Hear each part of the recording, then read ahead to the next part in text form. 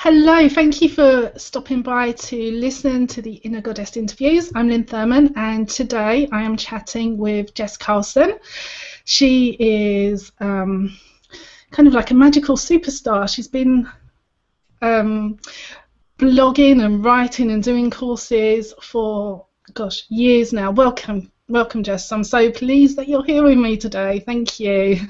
Thank you for having me. I'm excited to be here. So, how long have you actually been blogging? I've kind of lost track. Yeah, me too. I started blogging around 2009. I had been blogging on LiveJournal, just kind of doing personal blogging, probably since 2004, 2003. And then during the MySpace years, I was blogging more on MySpace, and I was blogging a lot more about witchcraft and paganism, and I decided to move that into doing more of a professional blog, I guess you could say, around 2009, and started doing my own sites. And that was under Rowan Pendragon back then, wasn't it? Your Yes. your Yeah. writer's name, your stage name. Yes. Yes, my stage name. And now, of course, you're just Jess. Why, well, you're JessCarlson.com, but why did you move away from your stage name? Oh, well, it kind of started in like 2011. I had been for about a year. I had started co-hosting the Modern Witch podcast with Devin Hunter, and we were going through some really interesting stuff because we were doing a lot of exploring, because we were doing a lot of work together outside of just the podcast. We were doing kind of experimenting together with spiritual things, and I had kind of started to wander away a bit from my strictly witchcraft-based stuff, and it wasn't so much a stray away as it was sort of an embracing more. And some of that more included new thought, new age, even a little some stuff that people might kind of call Catholic, really embracing things like working with ascended masters, no longer being afraid to talk about Jesus, things like that. And I kind of wanted to start bringing that stuff more into what I was doing, and it wasn't appropriate as part of Modern Witch to do that stuff. And so I had made the decision in the summer of 2012, and I'll never forget, it was a decision made sitting in a Starbucks in Salem, Massachusetts, before heading to a class on love magic that a friend was having in town. I had decided it was time to just separate from Modern Witch and start almost like an exit strategy of letting go of being Rowan Pendragon and going on to just being me, and being able to kind of more freely embrace all the different aspects of me and all the different stuff that I enjoy doing, as opposed to feeling like, well, I can't talk about this because if someone's really like, if someone's Wiccan, they're not going to want to hear about this, they're not going to want to hear about, like the Buddhist 5 teachings and things like that. So we don't want to talk about that, And I got really tired of constantly answering the same questions over and over about, can you turn me into a werewolf? How do I ensnare the guy down the road? Like, I got really tired of always talking about that stuff, and I wanted to talk about other things that, I love magic, and I'll never not be a witch. I'll never give up magic and ritual and all of that wonderful stuff. But there are a lot of other things that help to make magic work, that when you're strictly talking about witchcraft and strictly talking magic, people kind of don't talk about, because they feel like, oh, it's too new agey or it's too whatever, and so they don't talk about intention and mindset and thought process and things like that. And it gets down to where people just want to talk about, well, what candle do I light so that everyone will love me? And then and then I just want everyone to love me. It's like, well, it doesn't work like that. Now you have to go out in the world and do something, and you have to change the way you think and the way that you process things. And it just got to the point where I realized, as Rowan Pendragon, I couldn't do that. So it was time to separate from all the stuff I'd been doing and step into just being myself and being more authentic about all the things that I embrace and that I use and that I'd been doing for years. I was getting emails from people who are like, oh, you're abandoning the craft, and I had people actually call me a traitor. It was terrible. And I honestly was just like, you know what, I don't care. I don't care anymore. You can call me whatever you want. You can, you know, hide behind your keyboard and get as bitchy as you want to be. I don't care, because regardless of what you say, the fact is I've been doing all of this stuff for years. That's why my magic works, you know, and now I want to help other people understand how magic really works. It's not just light a candle and go to bed. There's so much more to it. So I needed to embrace something a little different. So it was time to let that go. And it was tough. It was a hard decision because it just was tough. But it was like a death almost in a lot of ways. That. It was. But it was worth it in the end. So it must have been like standing there completely naked after all those years having this outfit on, and then all of a sudden, no, this is just me. Here I am. Yeah, it Wow. was tough because I really had people who, when I changed my name on social media, when I started changing my name back down to just Jess as opposed to Rowan, I had people who honestly were like, I had people like messaging me on Facebook, who are you? When did you end up on my friends list? And I'm like, so clearly we don't ever speak, because I've been on your friends list forever, and having to just explain to people who I was and then answer the question of, well, why did you do that? You know, and it just, you know, sometimes you just have to drop the masks, drop the facades, just be you, and it's a lot easier to just, you know, be you in the end. So and you're really happy with that decision now? absolutely. It was interesting when I started the process, and then when I kind of came out on my list and kind of started my new social media pages and all this kind of stuff, letting people know that this is who I was and this is who I am now. I had people emailing me telling me, you know, I've been reading your blog for a while and I was really interested to maybe work with you, but your name I knew it wasn't your real name and it made me a little nervous. And that was interesting too, to have people really say, well, now that I know who you really are, I feel more comfortable. And I had, as far as my business side goes, everything changed massively. I had a huge influx of clients. I had a huge influx of new readers and list subscribers and all that kind of stuff, because I had come out and just said, look, this is just who I am, and people loved it. And it ended up being hugely helpful, because in February of 2013 I ran a fundraiser so that I could go and take Marie Forleo's B School, and I never would have raised the money and then some, because I ended up raising over the amount I needed. Never would have raised that money if I had just been Rowan Pendragon. But when I was me and really being honest about who I am, what I do, and why I'm trying to do it more, I was just unbelievably floored, totally blown away by just how much people embraced that change and wanted to help me to further what I was doing. So that was awesome. That is a beautiful story about authenticity. So it's I remember when I changed my blog from witchblog.com to my name, I felt so vulnerable and exposed. It was like such a big step, but it's kind of liberating at the same time, isn't it? It's like, yeah, it is. Nothing to hide behind anymore. Yeah, exactly, because you really do start to feel like, well, now I can do whatever I want, and it doesn't matter. I'm not really blowing anyone's perception of something that isn't real, you know. But at the same time, it is a little scary, because now you have nothing to hide behind at the same time, you know, whereas before you kind of had a little something to hide behind in case you did something stupid. Now you really don't. And now it's like, what am I going to do? I have to create a whole new personality and go be that person because I just screwed up royal, you know. So it is a little, it's freeing, but it's also a little scary. And then when you just realize, you know what, I'm just going to be me, warts and all. I'm going to screw up, and that's okay, because no one's perfect. And the only people who are perfect are the ones who have created a facade and they're hiding behind it. You know, when you look at the curated social media that so many of these like big personalities online have, you know, where they have their perfect families, their perfect homes, their perfect businesses, everything's just perfect.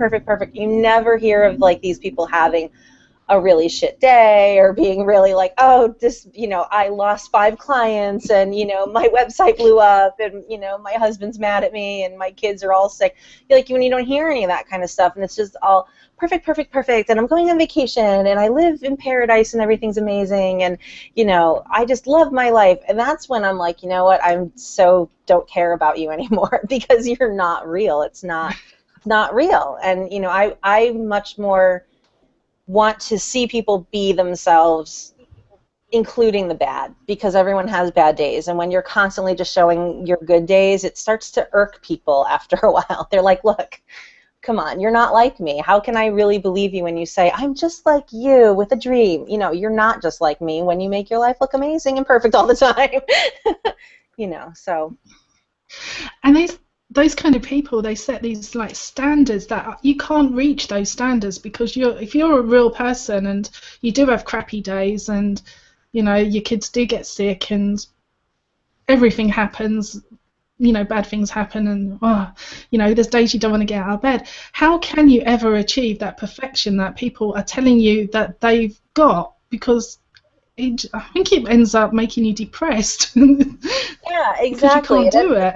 Yeah, it's like, well, I can't live up to that, so why bother? And that's the total opposite of what, especially coaches and people who are in like the spiritual and heart-centered field, who are doing work to empower people. That's the exact opposite of what you're really doing when you do that kind of thing, when everything just looks so perfect, and everything's always so, like, everything's just curated and beautiful and designed perfectly. It's like, that's not reality, and then it just makes other people end up start feeling a little bad, I think. So yeah, a little bad. I think it a little bad.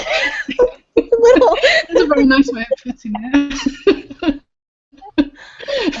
I've actually spent so much time thinking about that. I'm thinking, what am I doing wrong? How have they got it all and I can't do it? And I work hard and I put in these hours and I never get there.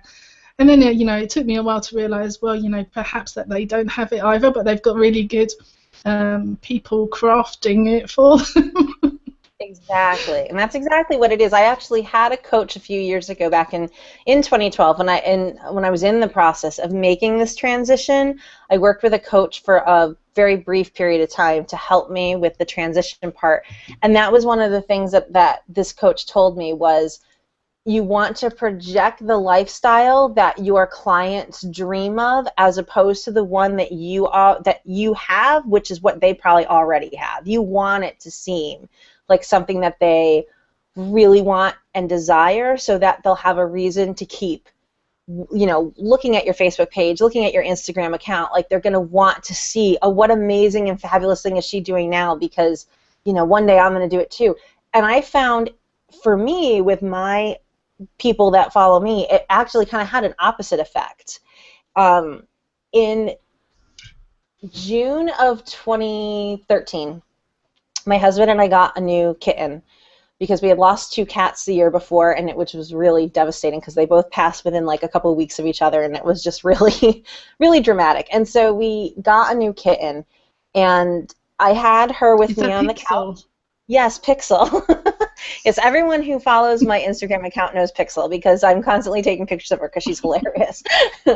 So Pixel was on the couch with us, and I had my purse on the couch, and the purse I'm totally admitted to be, as one of my students calls me, I'm very fancy. I'm secretly fancy because I am very into designer accessories and things, and handbags and stuff. So I had a Birkin bag on the couch, and Pixel managed to get into my purse, and she poked her head up, and so her head was sticking perfectly out through the hole in the strap. And I took a picture, because it was I didn't even know she'd gotten in there, and so I took a picture because it was so funny. And her head sticking out, cute picture. I posted on Instagram.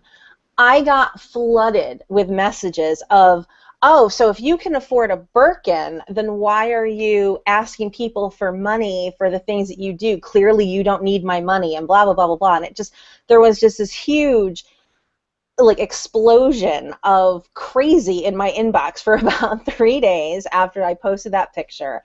And I was just like shocked. I was really shocked that people were so upset over what I thought was the cutest picture ever of my new kitten in my purse, when everyone was so focused on, I can't believe you have, like I had, I can't believe you have a purse that costs more than my car. Well, it really didn't cost more than your car, but but things like that, and I was just shocked. And that's when I realized, what, you do have to kind of meter things a little bit, because it does get a little crazy when you do make it look like you've got everything and you're trying to help people who feel like they have nothing. It does get to be a little tricky, to kind of make it all make sense, I think.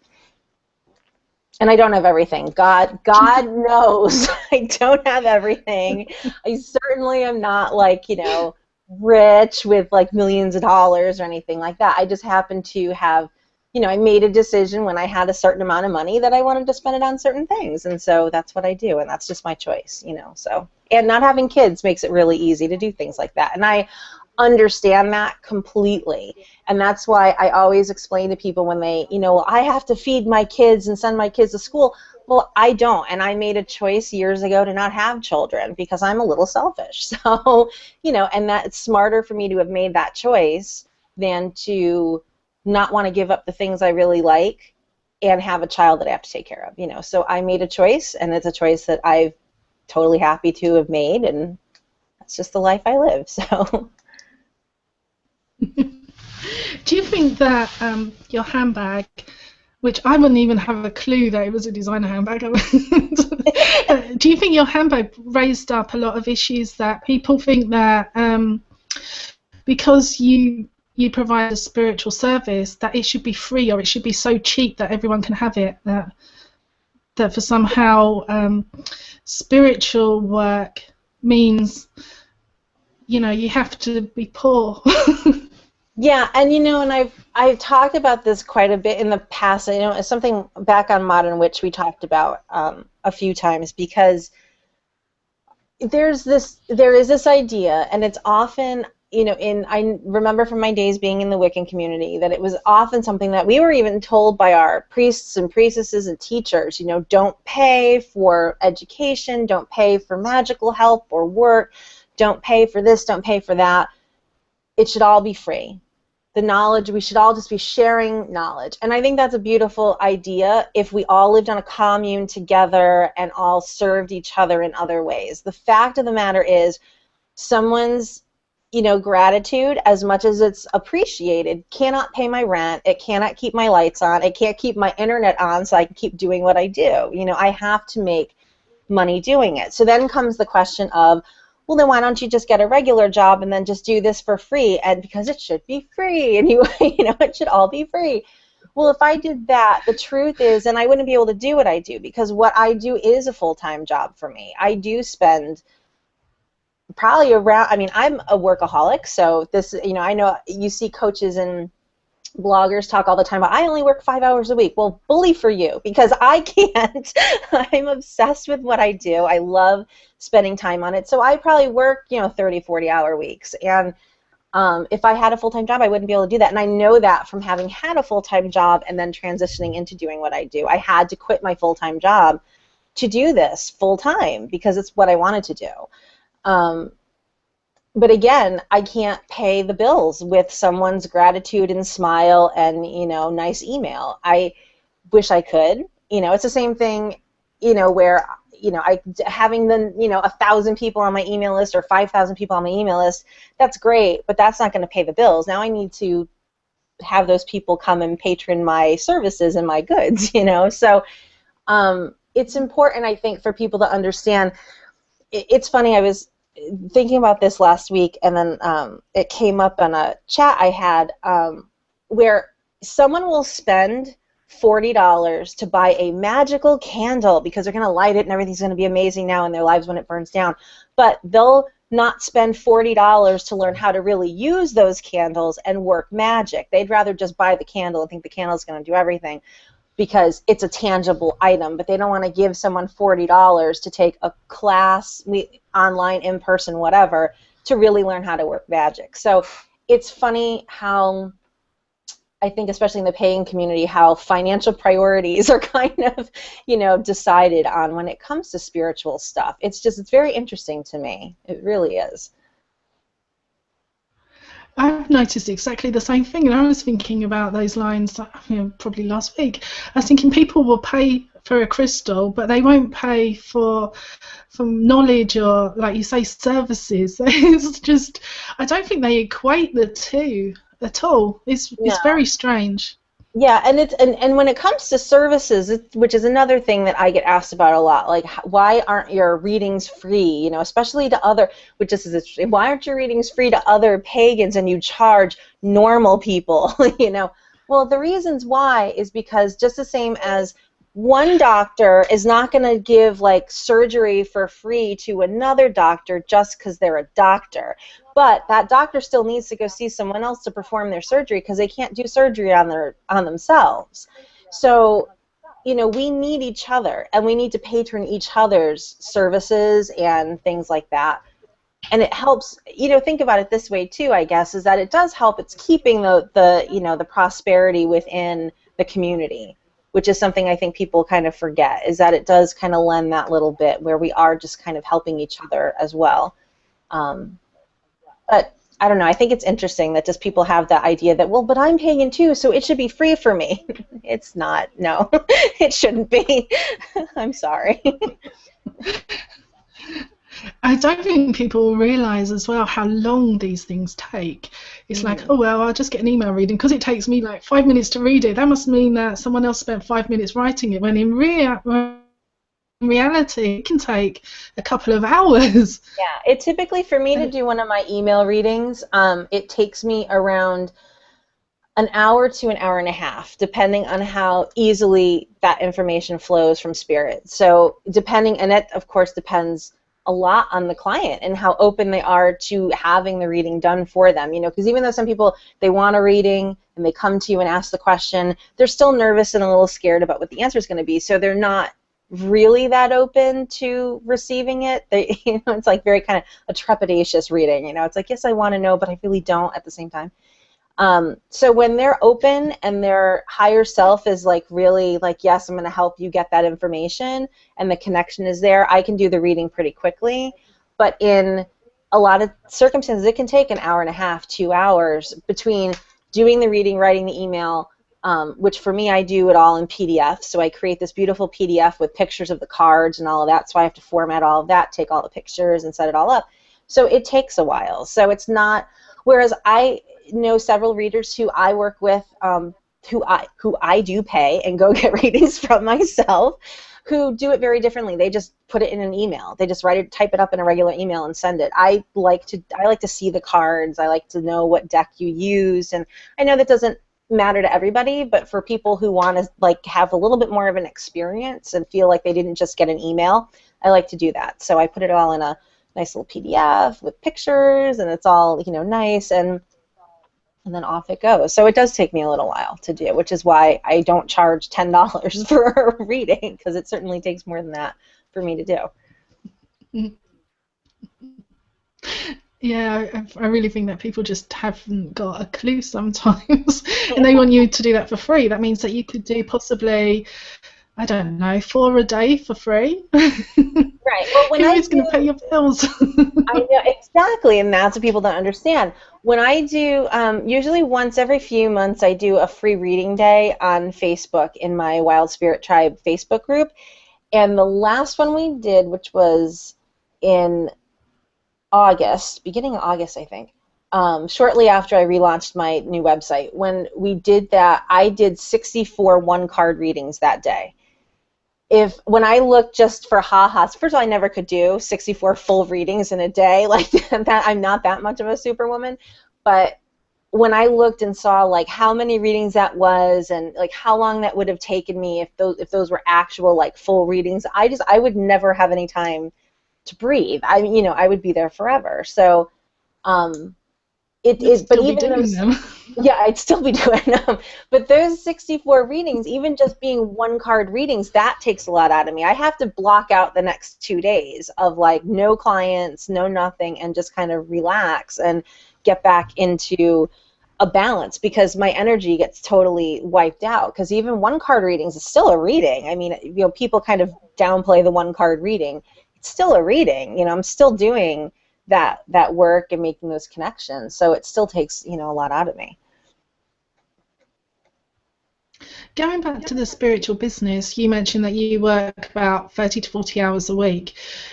Do you think that that is a good indication for people who might want to be might want to start their own spiritual business, that this is the kind of hours that you need to put into it, that those I only work 5 hours a week is kind of unrealistic? I think it's much more realistic to expect to work maybe 30 hours a week, 40 hours a week, especially when you're just getting started. The people who work week are people who have probably they've had their business for a long time. They have, I can guarantee you, a team of people that work with them. So they've got somebody else who's handling their marketing. They've got somebody else who's handling social media. They've got somebody else who's going through their inbox. And that person who's working 5 hours, that 5 hours is probably just in writing blog posts, maybe working on creating a new product, a new ebook, or a new e-course. Whereas if you're like me and you do it all on your own, which I do, because as the Aries that I am obsessed with just being in control every step of the way, and I don't want anyone else handling my stuff.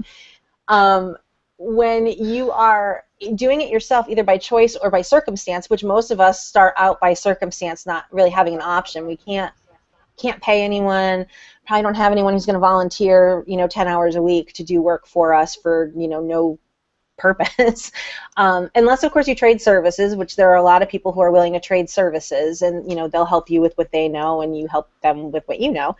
But you do end up between your website, your social media, your marketing, your creating content for free, which is your blog and your opt-ins and things like that, and then creating content for pay, your ebooks, your e-courses, your services. It's easily a full-time job, and it remains a full-time job until you feel like, I don't need to work this much anymore, until you get to the point where you feel really comfortable that, okay, things are just kind of moving along on their own and everything's kind of set up in a way where I don't have to be pushing it 24/7. It's kind of like people get very easily swept up in the Marie Forleo, B-school pitch of, just imagine waking up to thousands of dollars of sales in your inbox. It happened while you were sleeping. Yeah, that doesn't happen right away, and it's kind of funny because people, I think, get like, oh, I have to take this course to learn how to get thousands of dollars while I sleep. But, I don't make thousands of dollars while I sleep. I don't make thousands of dollars in one fell swoop when I'm awake. It happens over time, and it's consistent marketing. It's consistently being on your message, being, out there and doing the work, writing blog posts, doing guest blog posts, doing podcasts, doing whatever, so that people know you're there. It's not a field of dreams, build it and they will come kind of scenario. It's not like you just put your website out there and people are just going to show up and give you money.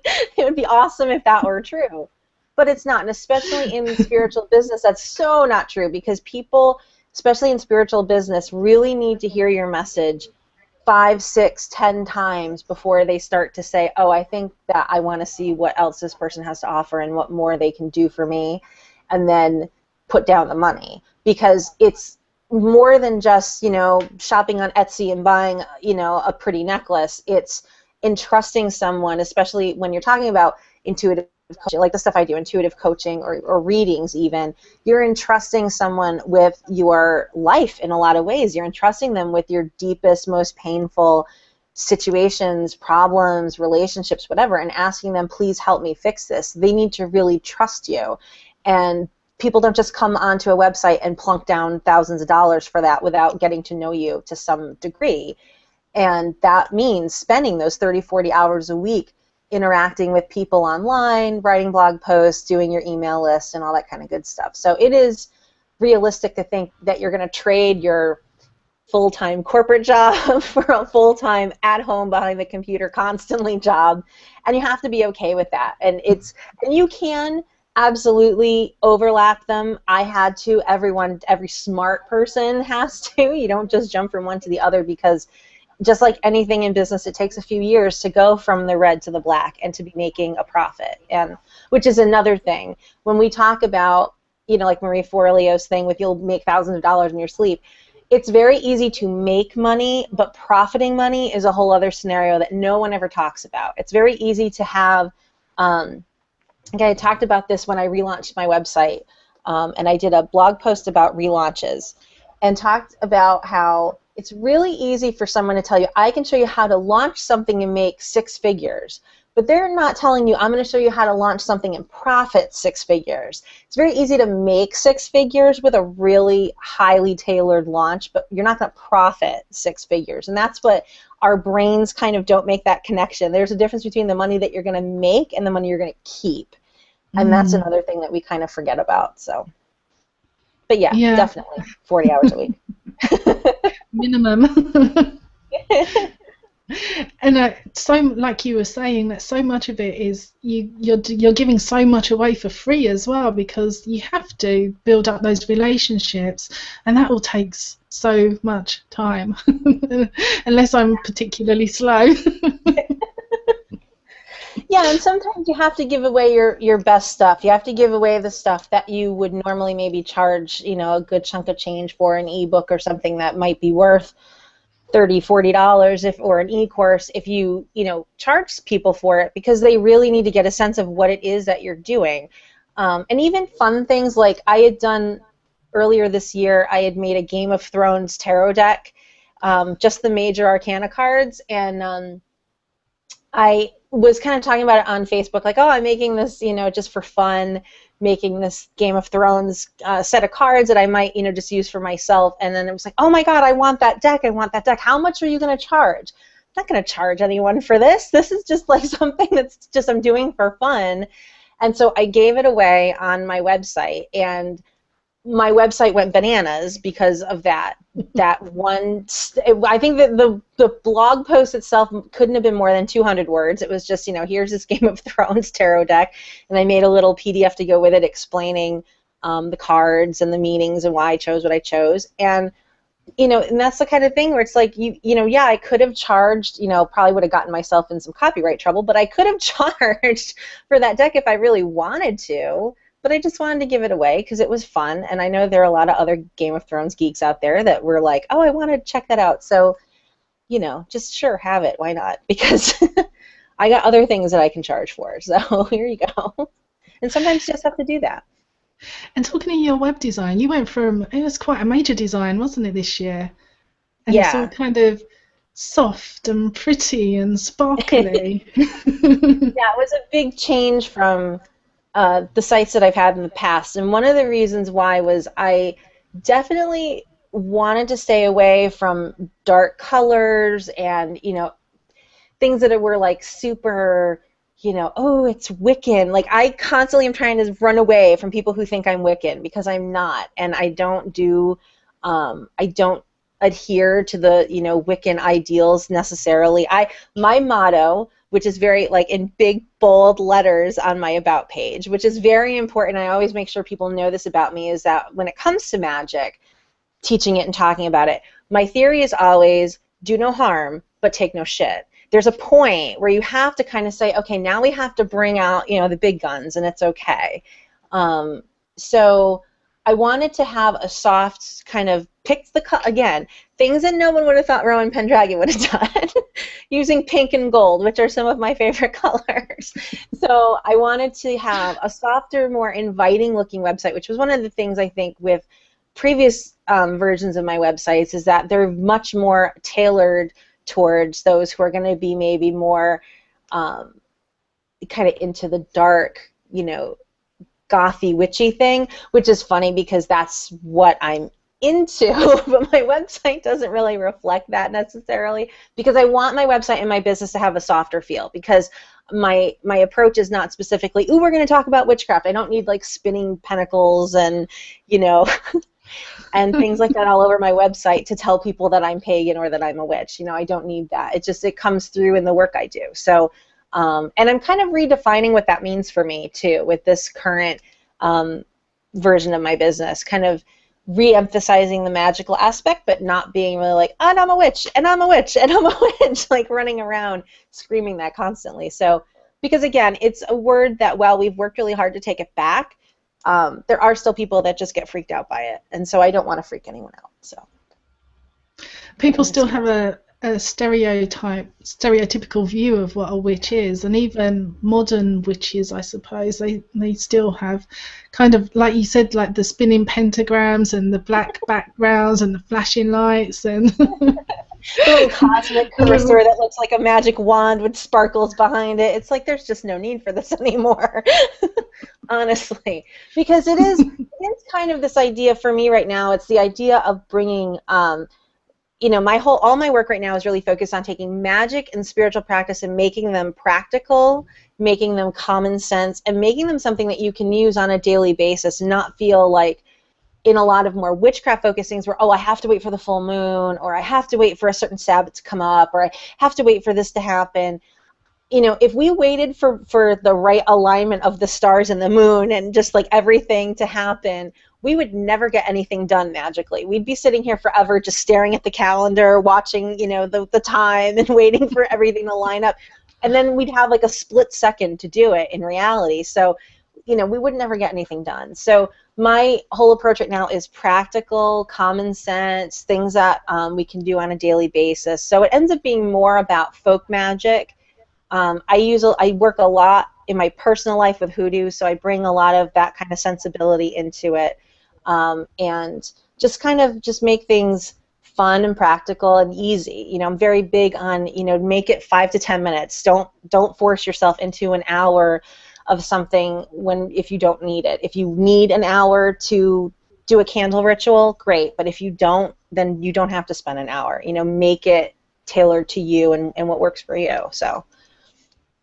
Are your clients shocked sometimes to realize that they can bring more spirituality and magic into their life in 5 minutes?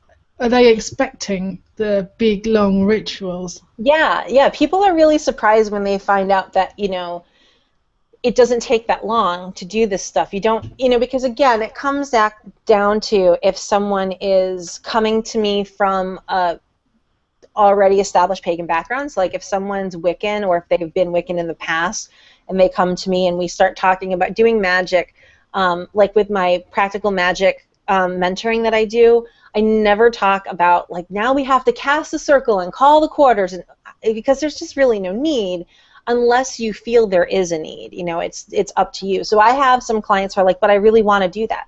Then by all means, I want you to do that. If that's what you need to feel like your work is going to do what it needs to do, cast that circle, call those quarters, call in whatever gods, goddesses, guides, whatever you need. But in reality, you can just sit down and just do the magic, and this is what you can do. So it's things like doing a chakra cleanse in the shower that takes less than 60 seconds, just using a salt scrub and a focused intention. So you can balance your chakras in no time. Cleansing crystals doesn't have to take 3 days in the moonlight. It takes 60 seconds with a bell, and it realigns the vibrational frequency of the stone, and now you're off and you can take that crystal with you. You don't have to program your crystals. Your crystals already have a natural program. They already know what they need to do. You just need to know what the right crystal is for you and your need. And so it's like all of these things are less than 5 minutes and you've got magic, so it's a matter of really kind of letting go of all the pageantry and all the stuff when you don't need it or don't want it. Because there are times that you want it. I love elaborate ritual, but I can't do that sustainably on a daily basis. I would never have time for anything else if I did. So, it's finding ways to bring out bring it all out when you really have time and you want it, and then letting it go when you don't, and you just need to, you need to get ready for a date real quick and you want to bring some magic into it. What can I do? A sugar scrub with some clove in it in the shower before you go, and dab a little clove oil, here, and head on out. Wear red, wear pink, that kind of stuff. Another thing I think that people don't realize is that it can actually be fun. You can have a good time with it. Oh, I It doesn't know. have to be serious. No, it doesn't. I way back in the early 2000s, I was in a coven of training, a priestess training coven, and the priestess of the coven really kind of got annoyed with me after a while because there were a few of my friends were in the group as well, and we used to very easily break out into chuckles during ritual because just some things would just seem funny to us for some reason. And so, like, we wouldn't even have to be standing near each other. We could be on opposite parts of the circle and just kind of start just like, and then next thing you know, I can't hold back laughter. When I find something funny, I can't, and it's inappropriate sometimes, I know, but I'll just start laughing. And she had this attitude of ritual is serious business that should never involve laughter. You should never laugh when you're in. I'm like, really? I got to get out of here because this is just so not me. I can't imagine like approaching everything from such a serious perspective that if something genuinely strikes you as funny, or, you know, you get the mischievous energy every now and then that flows into a ritual and it just tickles you and it makes you laugh and you to not let that energy out. It's energy that sustains your work too. You know, laughter sustains magic. You know, it's not meant to be so solemn and serious all the time. Unless, of course, those are the kinds of traditions you work with. If, you know, if you're into ceremonial magic, I'm not going to tell you not to, you know, I'm not going to tell you how to do your thing because I know that that's just a whole different game. I've been there. It's just laughter's not meant for that scenario, but you know, I think laughter is important and fun is important. If you're not enjoying what you're doing, if you're not approaching the magic from a point of excitement and a point of like, oh, I can't wait to do this, then it's not going to matter. You're not going to be that into it, and it's not going to do anything for you. Good advice. So the Jess brand of magic involves fun and laughter. Yes, yes, and bringing in modern things. We don't have to just be focused on, you know, gods and goddesses of mythology. If we have modern, what we often know as found gods, you know, there's an Etsy shop, and now I cannot remember the name of it, but this girl on Etsy makes 7-day devotional candles where she takes the faces of TV characters and musicians and stuff and superimposes them over the bodies of like Jesus and Mary and all the saints and stuff. And so, and I love that because that's like, you know, it's like I always say that my pop culture spirit guide is Ron Swanson from Parks and Rec because I just love every bit of wisdom that the man imparts on that show. And that character just makes me laugh. So then she had a candle of Ron Swanson's face, Nick Offerman's face, on like the body of a saint, and I was like, I have to have this because this is just like I would totally sit down and have a little moment of praying to Ron Swanson. So, you know, things like that. Like it's okay to bring a little chaos into the magic because it's what makes it fun. And if we're not having fun, then what's the point? So. Very true. Well, it has been amazing talking to you today, Jess. Where can people find you, and what have you got in the pipeline that you can